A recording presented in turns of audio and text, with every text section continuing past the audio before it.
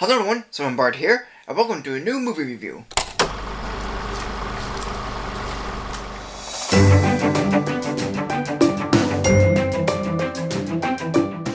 Now it's time to look at another movie from Amblimation.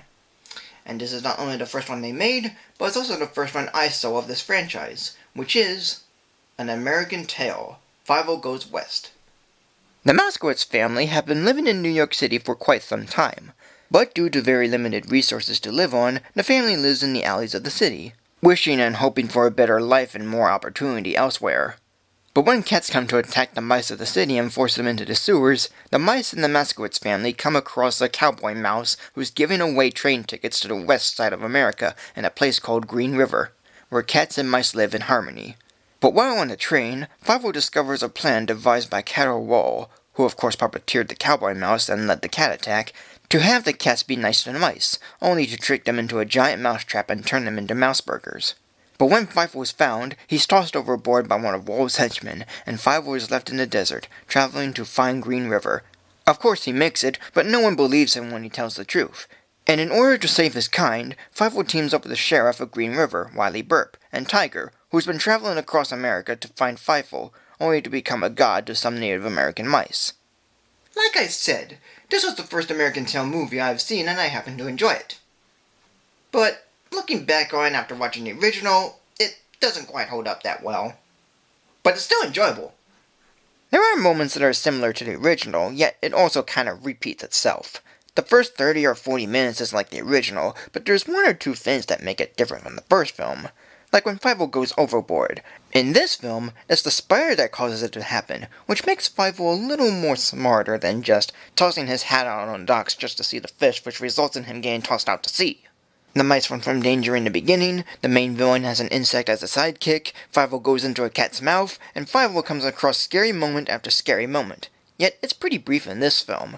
But even if the similarities are at times distracting, the songs are really the most forgettable. Okay, they have fine tunes and maybe 1.5 of the lyrics are memorable, but that's really it. Way Out West, the song the mice sing, is trying to be like No Cats in America, but it's too rushed, too short, comes from nowhere, and the mixing of it all makes it hard to hear what the mice are singing. Tanya's song, Dreams to Dream, may be in the same vein as Somewhere Out There, which Tanya sings briefly in the opening, but the lyrics are forgettable and the tone of it makes me think of Reflection from Mulan. And Tanya's second song, The Girl You Left Behind, is likely a fitting song in this scenario, being that it's a Western-style song. But once again, it's forgettable like all the rest, despite it having a catchy tune. But the film's biggest highlight for me is the animation. Aside from it acting so much like a cartoon, being completely different from the original, and being very rushed at points, it certainly feels like an upgrade from the last one. All the different kinds of angles, all the unique shots, some of it loose and flowy, some of it pretty funny, and it's all wondrous to look at. Even certain effect shots thrown in, like the dust blowing and whatnot. And then there are the characters, who for the most part are fun. Of course the characters from the first film are still the same, except there's some more development with them.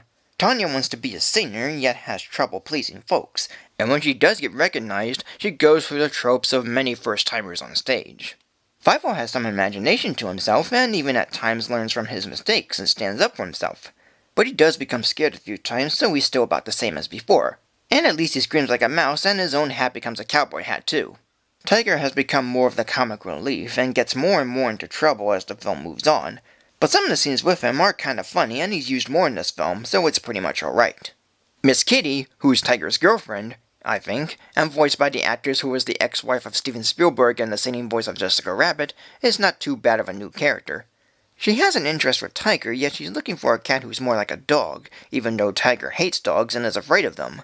And I've gone over Cattle Wall in another video, so there's not much to say with him. But he's still a great villain and better than the one in the last film. And then there's Wiley Burp, who is interesting to go over. Not because of the character, who's pretty fine to me, but because this was the last performance of James Stewart, and the only animated film he voiced in. He did a nice job for what he did, even if one or two of his lines were reused. So as a final role, an animated one at that, it's pretty decent. And the rest of the characters are all fine as well. And yes, Bridget and Tony have a quick cameo too. And they also have a kid too, who's never mentioned in the next film, where Tony becomes a secondary character again, and not just thrown in without being another character. Regardless, it's a nice cameo. but the actors voicing the characters did a good job. Philip Glasher voices Fievel Moskowitz, James Stewart voices Wiley Burp, Dom DeLuise voices Tiger, Kathy Kanadivi voices Tanya Moskowitz, John Cleese voices Cador Wall, Amy Irving voices Miss Kitty, John Lovitz voices T. Archula, Nehemia Persoff voices Papa Moskowitz, and Erica Yan voices Mama Moskowitz. As a whole, this movie is all over the place and crazy, but it's sort of enjoyable. The characters are fun, the story is nice, the songs are forgettable, and the animation is pretty amazing for what it is. Directors Phil Nibelink and Simon Wells did a fine job of making a sequel to one of Don Bluth's classics, yet also made it stand out more in terms of quality. But with one or two rehashes of the original, it mostly being pretty rushed, and a majority of it being like a cartoon, it falls flat when comparing it to the first film. Yet with that said, it's not really that bad as people say it is. It still has a bit of charm from the original, yet made more chaotic and silly, but surprisingly in a good way. So today, this movie we get a rating of 2.5+ stars. So thank you for joining me. Like, comment, subscribe, follow me on Facebook or Twitter, and tune in next week for a new video.